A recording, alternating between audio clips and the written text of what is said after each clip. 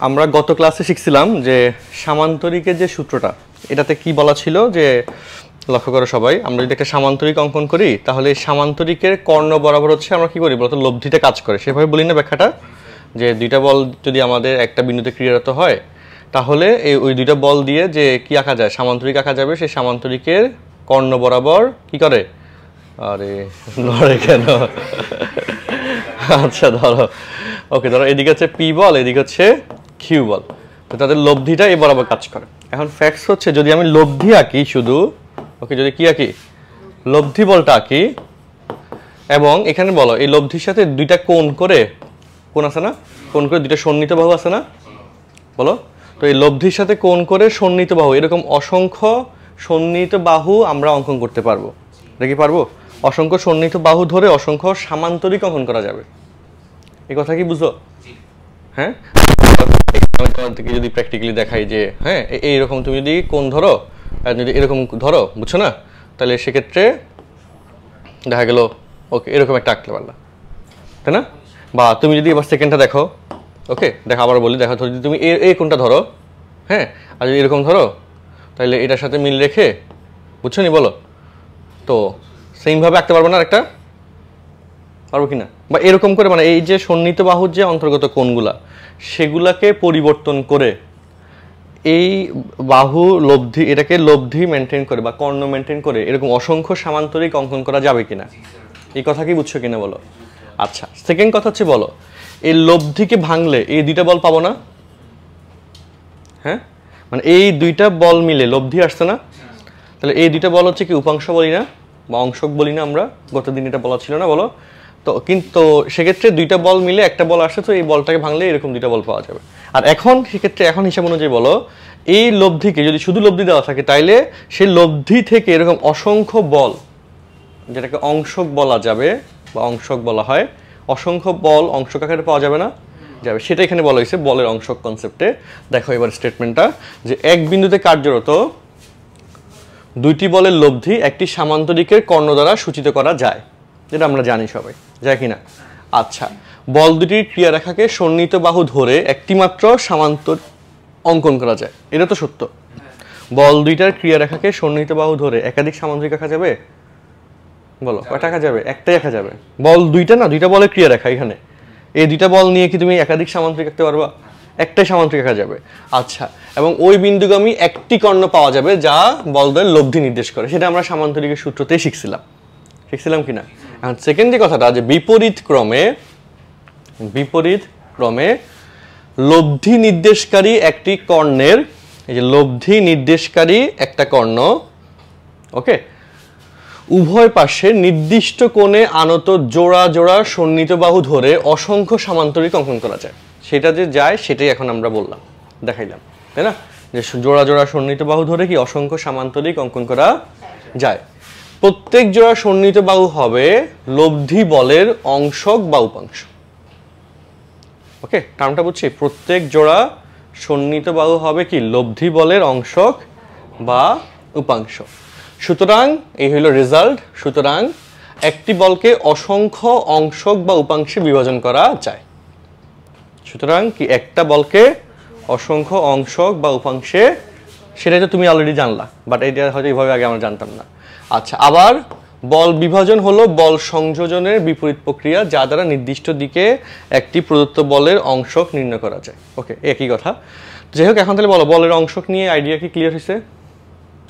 ওকে, অংশক টপিকটা হেডলাইন দিছে খাতায়। এই টপিকটা তাহলে বই থেকে হচ্ছে, যদি পরবর্তীতে ভুলে যাও রিভাইজ দিয়ে নিবা, যে বই কিনছো রিভাইজ দিয়ে নিলা, আর স্লাইডটা আমি দিয়ে দিব, স্লাইড থেকে দরকার হইলে বাসায় নোট তুলে রাখলা। ঠিক আছে, কনসেপ্টটা বুঝছি?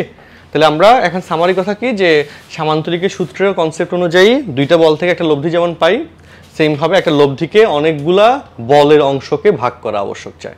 হ্যাঁ, একটা বল থেকে অনেকগুলো লব্ধি বল থেকে আমরা কি অনেকগুলো অংশক বা উপাংশ আমরা ক্রিয়েট করতে পারি, সৃষ্টি করতে পারি। বুঝছি কথাটা? ওকে, ডান। এবার নেক্সটে আসি।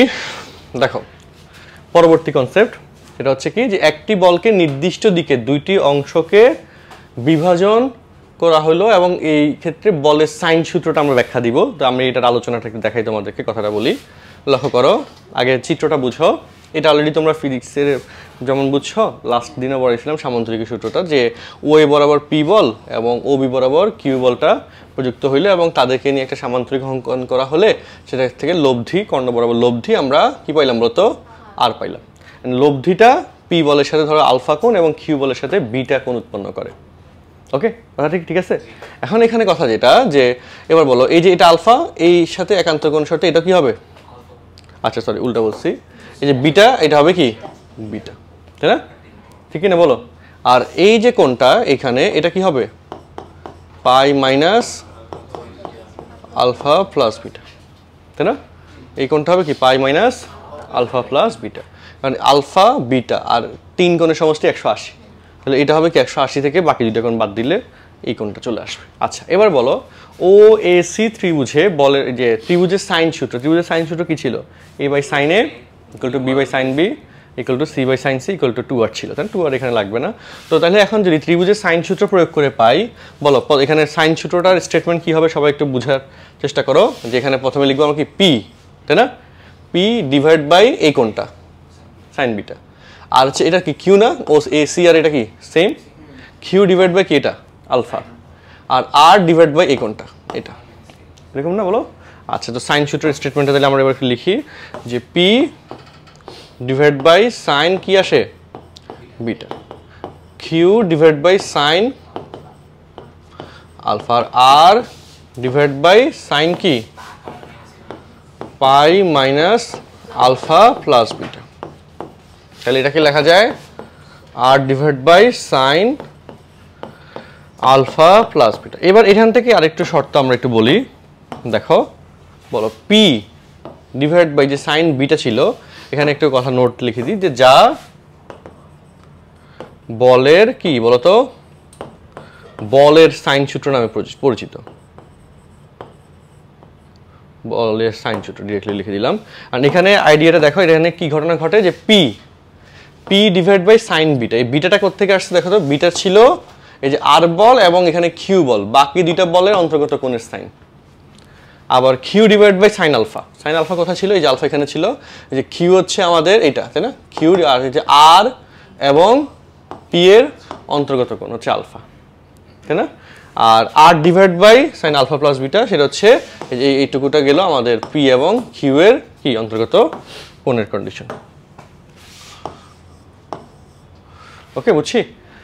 তো যা কি বলের সাইন সূত্র, যেটা স্টেটমেন্ট কি, যে একটি বল অপর 2টি বলের সাইনের সমানুপাতিক, তাই না? একটি বল কি অপর 2টি বলের অন্তর্গত কোণের সাইনের সমানুপাতিক, বুঝছি। ওকে, তো এই হলো আমাদের এই কনসেপ্টটা, এটা খাতায় তুলতে হবে, এটা লেখা লাগবে, বুঝছি। আর অনেকগুলো প্রমাণ আমাদের আজকে ক্লাসে আসলে শেখানো লাগবে, যেগুলা এই রিলেটেড। লেখা শেষ করো।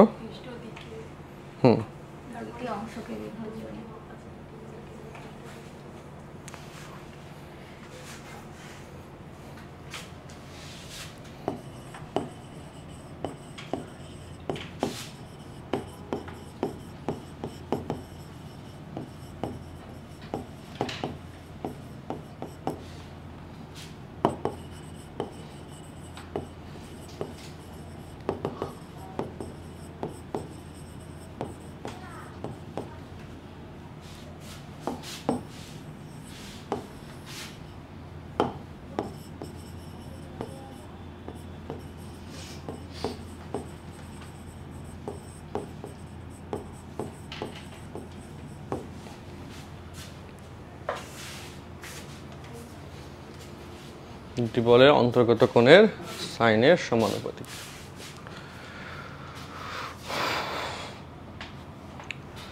নিয়ম নিয়ে কোনো সমস্যা আছে কনসেপ্ট নিয়ে? উঠাও।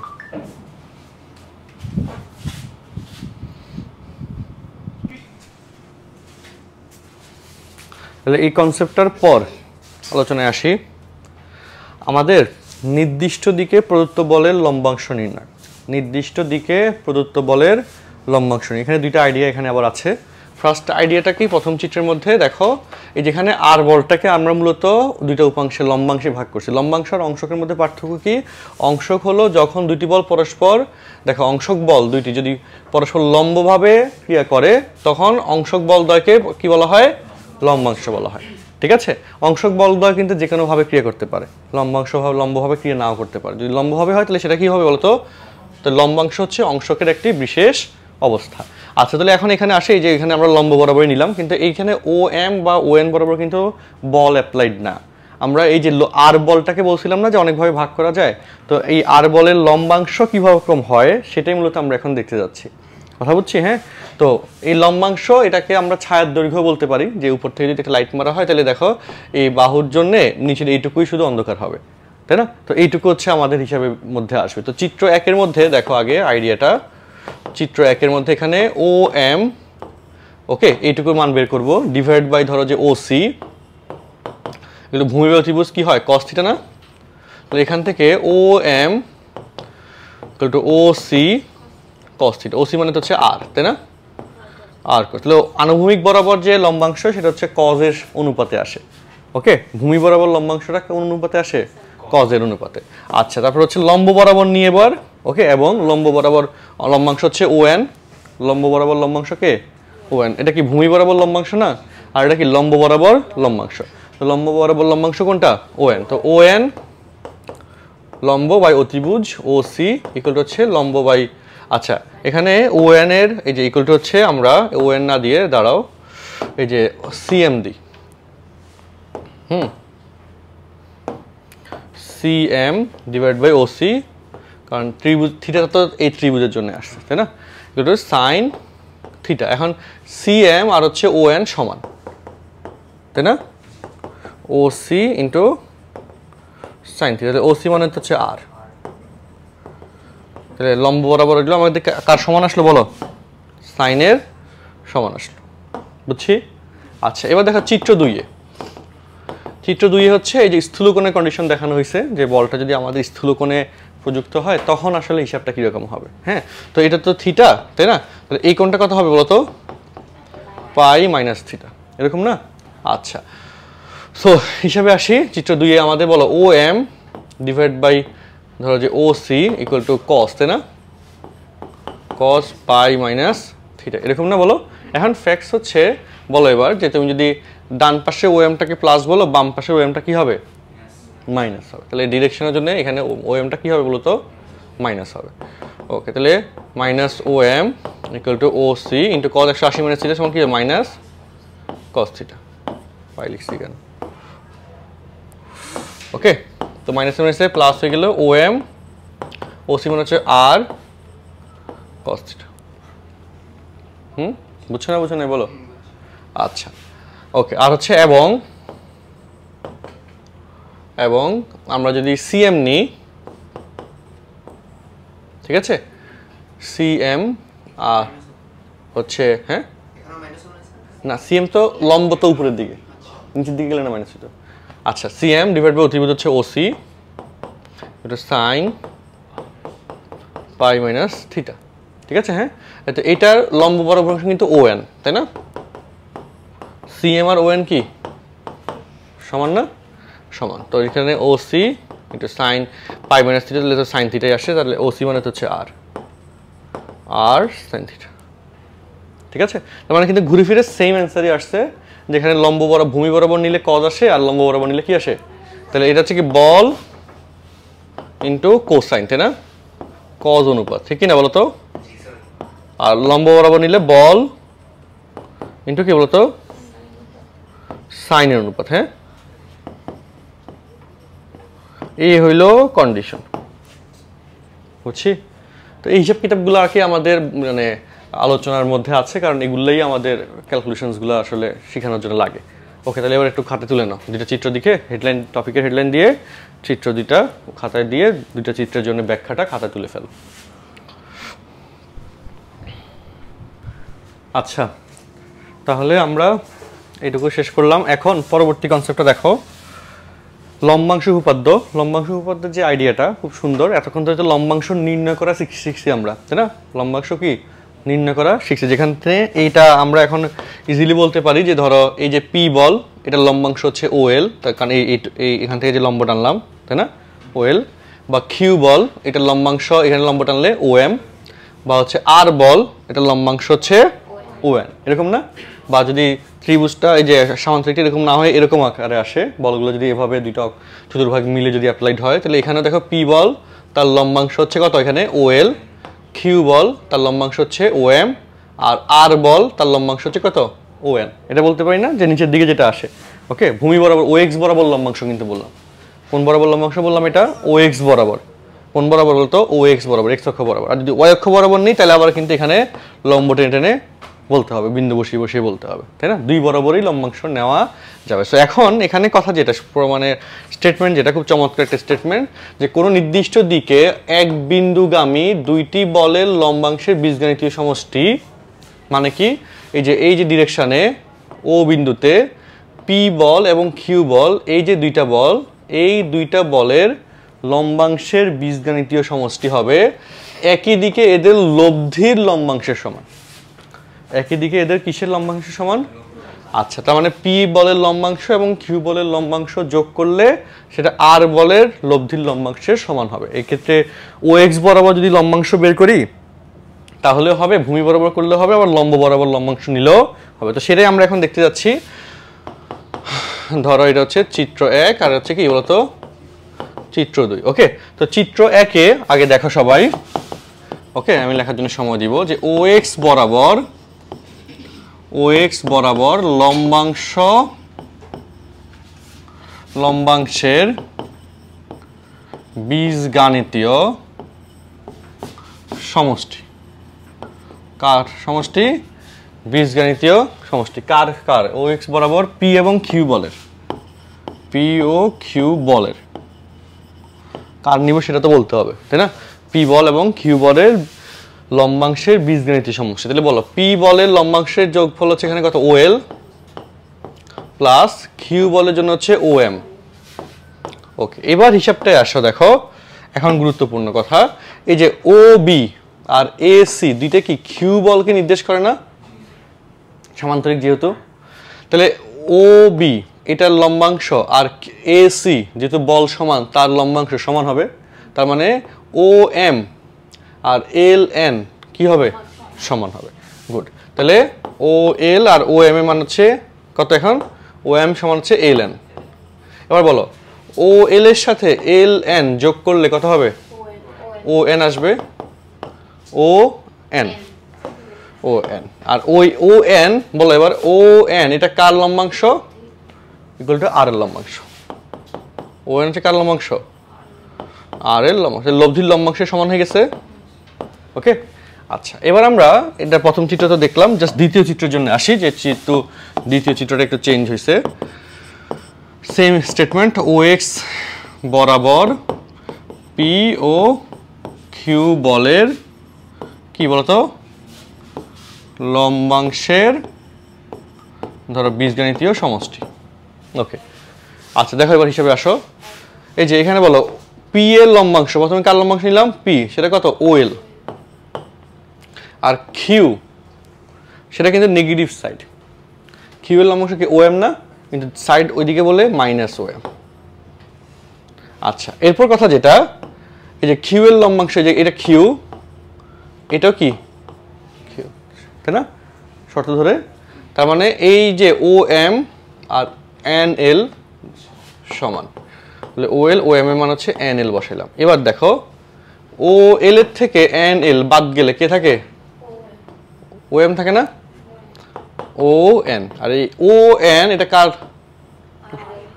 সমান? আর এর লম্বাংশ। বেসিক বুঝছো? ঠিক আছে, হ্যাঁ। মানে এখান থেকে কিন্তু আমরা আইডিয়াটা ক্লিয়ার করে ফেললাম যে আমাদের তাহলে কি হলো, যে দুইটা চিত্রের জন্য আমরা বলের লম্বাংশের বীজগাণিতিক সমষ্টি লব্ধির লম্বাংশের কি পাইছি? সমান পাইছি, তাই না? লব্ধির লম্বাংশের সমান পাইছি, তাই না? এটা কিউ, এটা তো কিউ, তাই না? এই যে এসি আর হচ্ছে এই সামান্তরিক না, এইটুকু আর এইটুকু তো সমান। এইটা এল এম এল এন হবে, হ্যাঁ ও এম আর এল এন সমান, হ্যাঁ এম কেন লিখছি, এল এন হবে, তাহলে না হচ্ছে ও এন হইল আসলে। ঠিক আছে, হ্যাঁ লেখা শেষ করো।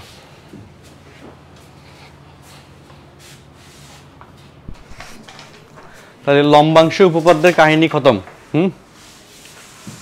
লম্বাংশের উপপাদ্য ব্যাখ্যাটা গেল। আচ্ছা, এখন এখানের আরো একটা স্টেটমেন্ট আছে, গুরুত্বপূর্ণ স্টেটমেন্ট, সেটা হচ্ছে দেখো এই যে এটা এখানে এই চিত্রটা এখানে ব্যাখ্যা দিচ্ছি না, ওকে। ধরো পি কিউ আর বল ত্রয় যদি ও এক্স এর সাথে যথাক্রমে ধরো পি বলটা ধরলাম আলফা, কিউ বলটা হচ্ছে বিটা, আর আর বলটা হচ্ছে গামা কোণ উৎপন্ন করে, তাহলে ভূমি ও এক্স বরাবর লম্বাংশ সেটা কি হবে বলতো? এই যে ও এল, তাই না, প্লাস কিউ এর জন্য হচ্ছে কত ও এম, ইকুয়াল টু আর এর জন্য কত বলতো ও এন। এটা এতক্ষণ ধরে শিখছো না? ওকে, এখন এখানে এবার দেখো, এখানে এক্সট্রা দেখো ও এল, একটু আগে এগুলো শিখেছিলাম, ভূমি বাই অতিভুজ ধরো যে P equal to cos alpha, তাহলে O L equal to P cos alpha লেখা যায়, পি কজ আলফা, তাই না। আর ও এম বলো, ও এম ভূমি, এই যে ভূমি বাই অতিভুজ হচ্ছে কিউ ইকুয়াল টু যে সাইন কজ বিটা, তাহলে O M equal to Q cos beta, তাই না, এরকম না? আর ও এন, তাই না, কি বুঝছো কথাটা বলো? আচ্ছা ওকে, তাহলে ও এন হচ্ছে ভূমি আর অতিভুজ হচ্ছে ধরো যে আর, তাহলে এখানে গামা, তাই না, কজ গামা, তাহলে O N equal to R cos gamma লেখা যায় না? এইটাই আর কি এখানকার সবচেয়ে গুরুত্বপূর্ণ লাইন, ওকে। ওই ও এক্স বরাবর ভূমি বরাবর লম্বাংশ স্টেটমেন্টটা, যেটা অনেক বেশি লাগবে বিভিন্নভাবে। আর যদি তুমি লম্ব বরাবর নাও তাহলে কজের জায়গায় কি আসে? সাইন আসে। লম্বের জায়গায় কি আসে? সাইন আসে। তার মানে লম্বাংশ এখানে ডিরেক্ট লিখে দিই সাইন পি, ওকে। তাহলে পি সাইন লম্বাংশ হবে P sine alpha plus Q sine beta আর সাইন গামা, তাই না। এটা হচ্ছে আমাদের কি বরাবর? ও ওয়াই বরাবর লম্বাংশ, আর উপরটা ছিল ও এক্স বরাবর লম্বাংশ, বুঝছি? আচ্ছা, খাতায় উঠে ফেলো। এখানে চিত্রটা রাখা লাগবে না, চিত্রের উপরে আলফা বিটা গামা দাও, আর এইটুকু জাস্ট খাতায় দ্রুত তোলো। এরপর আমরা নেক্সট স্লাইডে যাচ্ছি। হ্যাঁ, চিত্র নতুন করে না এঁকে জাস্ট চিত্রের সাথে আলফা বিটা গামা দাও, আর সাথে এইটুকু একটু খাতার মধ্যে নোটটা তোলো।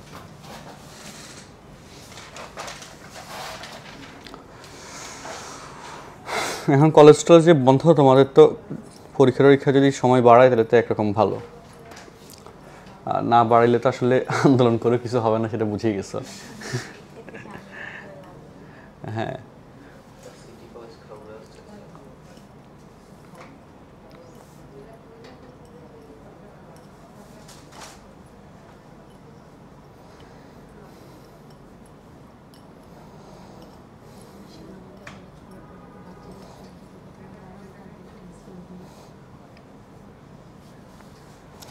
লম্বাংশের এই স্টেটমেন্ট দুইটাই কিন্তু সবচেয়ে গুরুত্বপূর্ণ।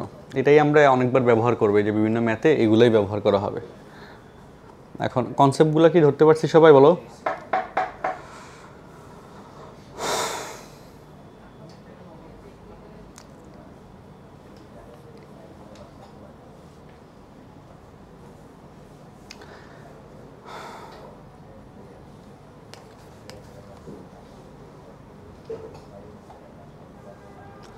ও এক্স বরাবর লম্বাংশ বলতে কিন্তু এটাও মিন করে যে ও এক্স অর্থাৎ ভূমি বরাবর সে কি পরিমাণ বল প্রাপ্ত হয়েছে।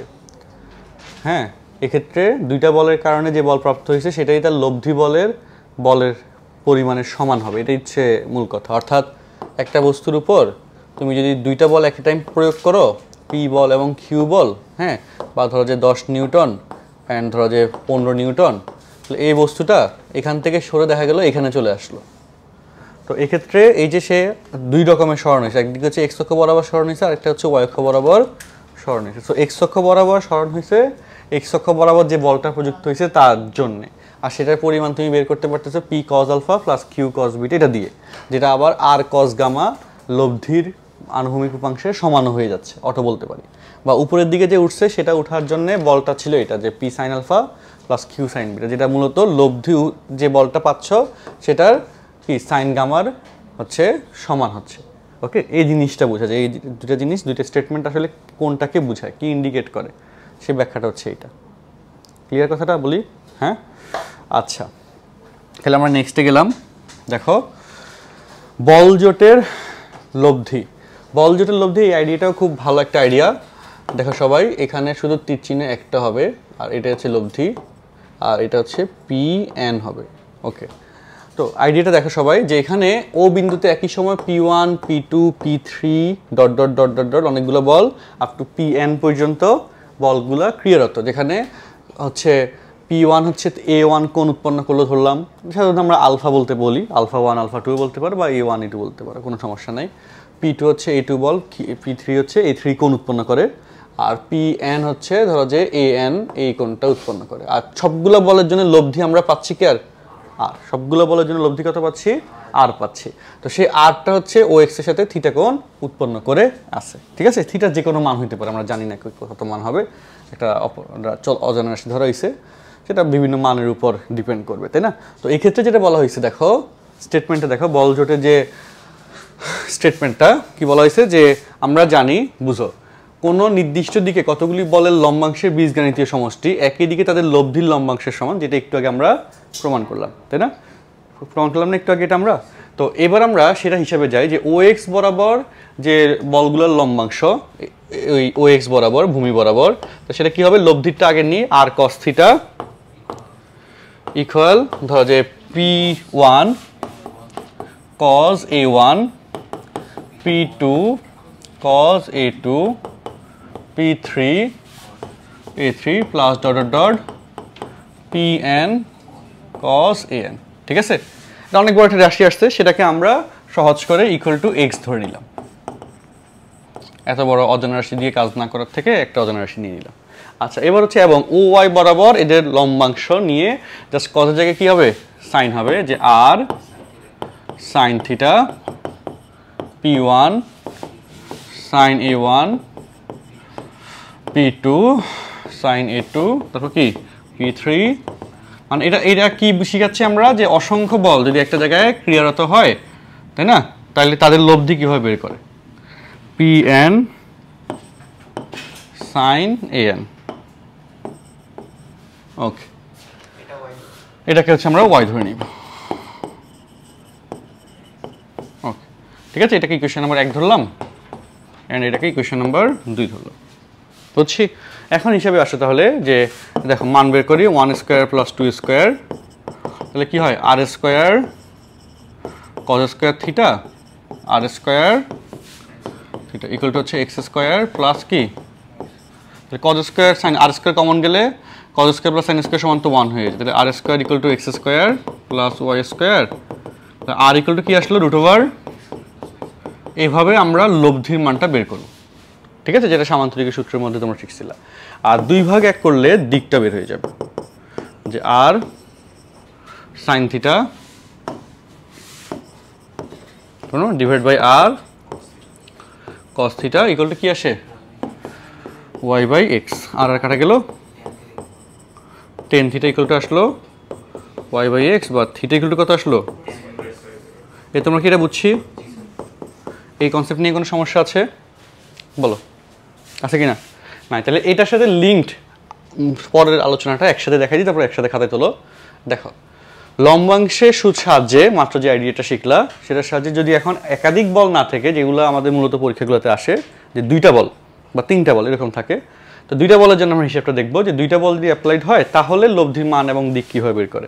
এগুলো কিন্তু তোমরা মনে হয় ফিজিক্সে কম বেশি দেখছিলা, তাই না? তো দেখো, সেটা আবার হিসাবে আসো, যে এখানে মনে করি যে আমরা এখানে অঙ্কনের বিবরণটা আমি চিত্র থেকে বলে দিই, যে ও বিন্দুতে পি বল এবং কিউ বল প্রযুক্ত হইলো, এবং তাদের লব্ধি হচ্ছে আর, যেটা পি বলের সাথে থিটা কোণ উৎপন্ন করে, এবং পি এবং কিউ এর অন্তর্গত কোণ হচ্ছে আলফা। সো আমরা দেখো স্টেটমেন্টটা এই লাইনটা অনেকবার মানে ম্যাথ করার সময় আমরা ইউজ করব, যে ওকে দেখো, সেটা হচ্ছে কি, যে ও এ বরাবর এবং তার লম্ব বরাবর লম্বাংশ নিই, ও এ এবং এর লম্ব বরাবর কি, ও এ বরাবর মানে হচ্ছে ভূমি বরাবর, আর তার লম্ব বরাবর মানে উপরের লম্ব ওয়াই অক্ষ বরাবর লম্বাংশ নিতে হবে। তো সেক্ষেত্রে কি আসবে, ও এ বরাবর নিলে পি cos 0, কারণ পি ও এ বরাবর হচ্ছে পি আছে, এবং পি ও এর সাথে 0 কোণ উৎপন্ন করে, তাই না? পি বলটা ও এর সাথে কত কোণ উৎপন্ন করে? 0 ডিগ্রি কোণটা উৎপন্ন করে। তাহলে P cos 0 plus Q equal to cos 0 মানে হচ্ছে 1 হয়, তাহলে P plus Q cos alpha equal to equation number 1। তারপর এবং হ্যাঁ P 0 plus Q sine alpha equal to তার লম্ব বরাবর লম্বাংশটা, তাই না? আর সাইন থিটা, তাহলে সাইন 0 মানে তো 0 হয়ে যায়, তাহলে Q sine alpha equal to R sine theta, এটা হচ্ছে 2 নম্বর ইকুয়েশন, বুঝছি?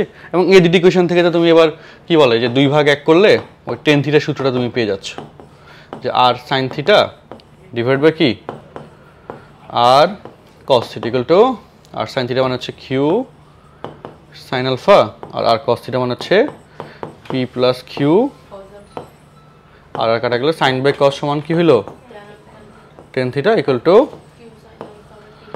হ্যাঁ Q sine alpha divide by কত? আচ্ছা, আর হচ্ছে আমাদের এই আর এর মান তো বের করতে পারবো, তাই না? আর এর মান কেমন বের করবো?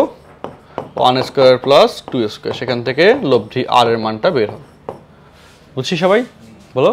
তাহলে এইভাবে আমরা এখন মূল আলোচনার টপিকটা হচ্ছে এরকম যে একটা বস্তুর উপর ধরো যে 5 নিউটন বল, তারপর ধরো যে 7 নিউটন বল, তারপর ধরো যে 10 নিউটন বল প্রযুক্ত হয়েছে, ওকে?